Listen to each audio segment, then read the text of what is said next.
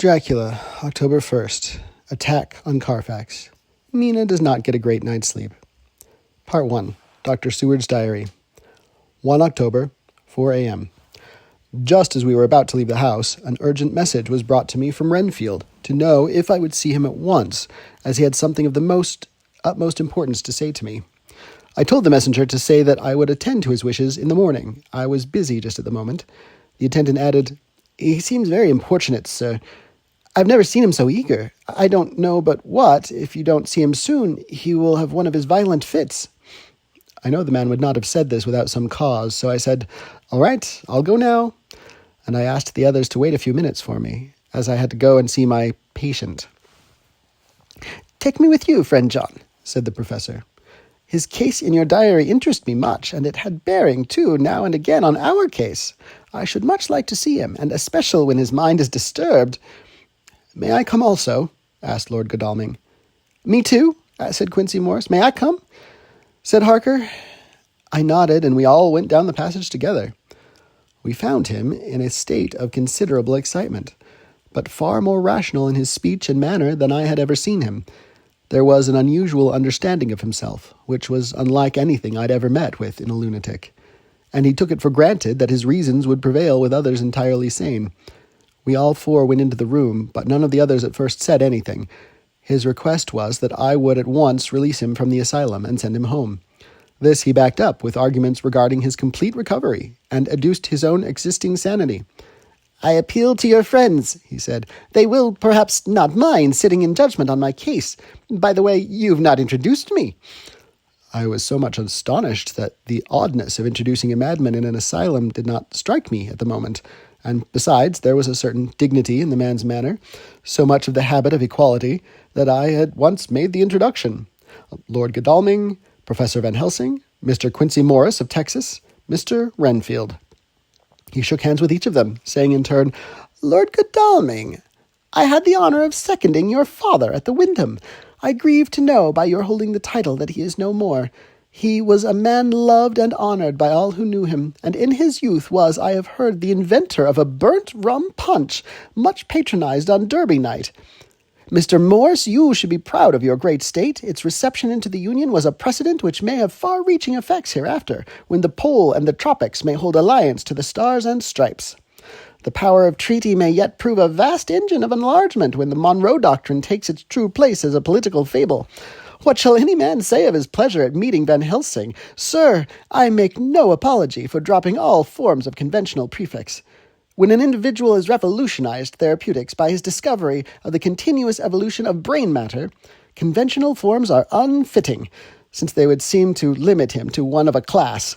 You, gentlemen, who by nationality, by heredity, or by the possession of natural gifts are fitted to hold your respective places in the moving world, I take to witness that I am as sane as at least the majority of men who are in full possession of their liberties. And I am sure that you, Dr. Seward, humanitarian and medico-jurist as well as scientist, will deem it a moral duty to deal with me as one to be considered as under exceptional circumstances." He made this last appeal with a courtly air of conviction, which was not without its own charm. I think we were all staggered. For my own part, I was under the conviction, despite my knowledge of the man's character and history, that his reason had been restored, and I felt under a strong impulse to tell him that I was satisfied as to his sanity, and would see about the necessary formalities for his release in the morning. I thought it better to wait, however, before making so grave a statement, for of old I knew the sudden changes to which this particular patient was liable. So I contented myself with making a general statement that he appeared to be improving very rapidly, that I would have a longer chat with him in the morning, and would then see what I could do in the direction of meeting his wishes. This did not at all satisfy him, for he said quickly, "But I fear, Dr. Seward, that you hardly apprehend my wish. I desire to go at once, here, now, this very hour, this very moment, if I may. Time presses, and in our implied agreement with the old scytheman, it is of the essence of the contract. I am sure it is only necessary to put before so admirable a practitioner as Dr. Seward so simple, yet so momentous a wish, to ensure its fulfillment." He looked at me keenly, and seeing the negative in my face, turned to the others and scrutinized them closely. Not meeting any sufficient response, he went on, "Is it possible that I have erred in my supposition?" "You have," I said frankly, but at the same time, as I felt, brutally. There was a considerable pause, and then he said slowly, "Then I suppose I must only shift my ground of request. Let me ask for this concession. Boon, privilege, what you will.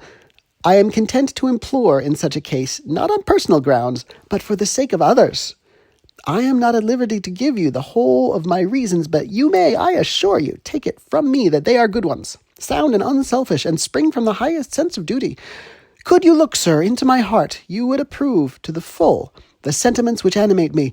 Nay, more, you would count me amongst the best and truest of your friends." Again he looked at us all keenly. I had a growing conviction that this sudden change of his entire intellectual method was but yet another form or phase of his madness, and so determined to let him go on a little longer, knowing from experience that he would, like all lunatics, give himself away in the end. Van Helsing was gazing at him with a look of utmost intensity, his bushy eyebrows almost meeting with the fixed concentration of his look. He said to Renfield, in a tone which did not surprise me at the time, but only when I thought of it afterwards, for it was as of one addressing an equal, "Can you not tell frankly your real reason for wishing to be free tonight? I will undertake that if you will satisfy even me, a stranger, without prejudice, and with the habit of keeping an open mind, Dr. Seward will give you, at his own risk and on his own responsibility, the privilege you seek." He shook his head sadly, and with a look of poignant regret on his face, the professor went on, "Come, sir, bethink yourself. You claim the privilege of reason in the highest degree, since you seek to impress us with your complete reasonableness. You do this, whose sanity we have reason to doubt, since you are not yet released from medical treatment for this very defect. If you will not help us in our effort to choose the wisest course, how can we perform the duty which you yourself put upon us? Be wise and help us, and if we can, we shall aid you to achieve your wish." He still shook his head as he said, "Dr. Van Helsing, I have nothing to say. Your argument is complete, and if I were free to speak, I should not hesitate a moment. But I am not my own master in the matter. I can only ask you to trust me. If I am refused, the responsibility does not rest with me."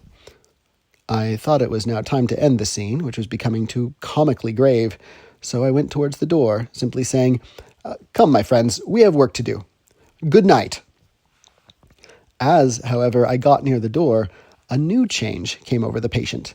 He moved towards me so quickly that for the moment I feared he was about to make another homicidal attack. My fears, however, were groundless, for he held up his two hands imploringly and made his petition in a moving manner. As he saw that the very excess of his emotion was militating against him by restoring us more to our old relations, he became still more demonstrative. I glanced at Van Helsing and saw my conviction reflected in his eyes, so I became a little more fixed in my manner, if not more stern, and motioned to him that his efforts were unavailing.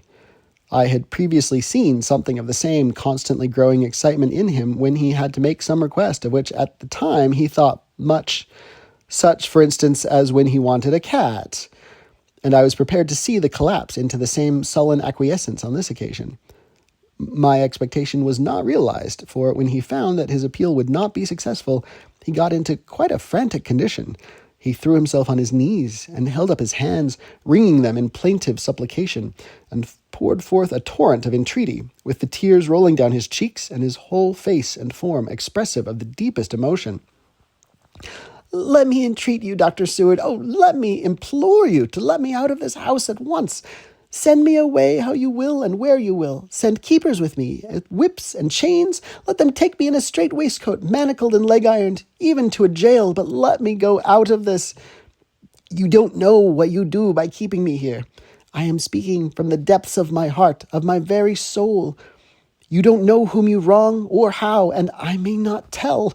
Woe is me, I may not tell. By all you hold sacred, by all you hold dear, by your love that is lost, by your hope that lives, for the sake of the Almighty, take me out of this and save my soul from guilt. Can't you hear me, man? Can't you understand? Will you never learn? Don't you know that I'm sane and earnest now, that I am no lunatic in a mad fit, but a sane man fighting for his soul? Oh, hear me! Let me go! Let me go! I thought that the longer this went on, the wilder he would get, and so would bring on a fit. So I took him by the hand and raised him up. Come, I said sternly, no more of this. We have had quite enough already. Get to your bed and try to behave more discreetly. He suddenly stopped and looked at me intently for several moments. Then, without a word, he rose and, moving over, sat down on the side of the bed. The collapse had come, as on former occasion, just as I had expected. When I was leaving the room, last of our party, he said to me in a quiet, well-bred voice, "You will, I trust, Dr. Seward, do me the justice to bear in mind later on that I did what I could to convince you tonight."